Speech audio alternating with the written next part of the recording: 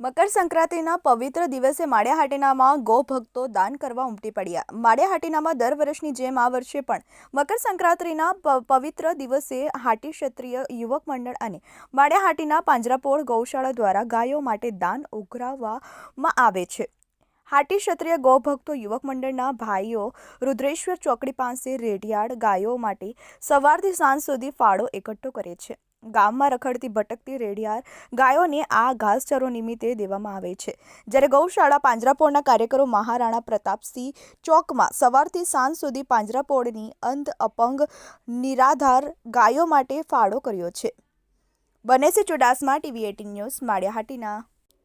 TV18 media Gujarati private limited Gujarati યેન દ્વારા પડે પળની ખબર ધરાવતી ગુજરાતી ન્યૂઝ ચેનલ છે, જે જ્યાં વસે ગુજરાતી ત્યાં ગુજરાતનો સદાકાળ ગૌરવ એ સૂત્રને સાર્થક કરતા તમામ ગુજરાત અને ગુજરાત બહાર દેશ વિદેશમાં વસતા ગુજરાતીઓને દેશ અને દુનિયાના તમામ 24 કલાક પડે પળના સમાચારની માહિતગાર રાખે છે, અને જેમનો મુખ્ય ઉદ્દેશ સમસ્યા તમારી ઉકેલ અમારો ના સ્લોગન સાથે ટૂંકા સમયમાં TV18 મીડિયા ગુજરાતી ચેનલને લોકપ્રિયતા મળી છે।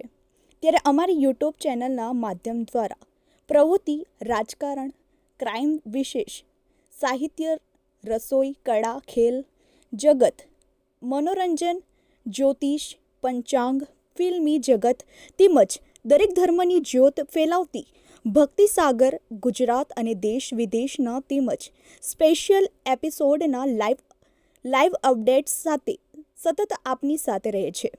તેમજ અમારી યુટ્યુબ ચેનલ પણ, જેનાથી તમને ડેલી ન્યૂઝ જોવા મળે છે અને ઉદ્યોગ જગતની જાણકારી કોમર્શિયલ અને જાહેરાતો દ્વારા આપ સુધી ઝડપી પહોંચાડીએ છીએ, તેમજ સરકારશ્રીની પ્રજાલક્ષી વિકાસની વિગતો સૌથી પહેલાં અપગ્રેડ આપીએ છીએ।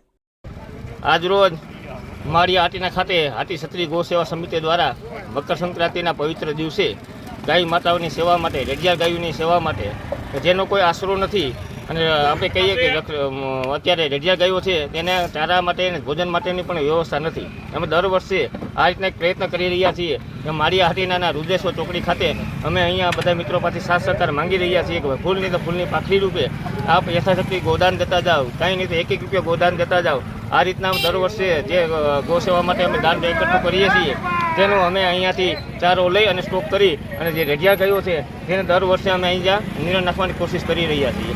જોકે આપણે ગૌ માતાની સેવા તો વિશેષ તો શું કરી શકીએ, કારણ કે આપણે તો એના સંતાનો કહેવાય, પણ છતાં પણ આપણા ફરજના ભાગરૂપે એક સનાતનીના દીકરા તરીકે ગાયોને જ્યારે આપણે માતા માનતા હોય ત્યારે એની સેવા કરવી પણ એક આપણો ભાગ છે કે સેવા કરવી અમારે જરૂરી છે। તો આ એક અમે નાનકડો પ્રયાસ કરી રહ્યા છીએ દર વર્ષે, અને ગાયો માટે અમે ફાળો એકત્ર કરી અને તેનો ચારાનો સ્ટોક કરી અને આખા વર્ષથી ગાય માતાની સેવા કરી રહ્યા છીએ।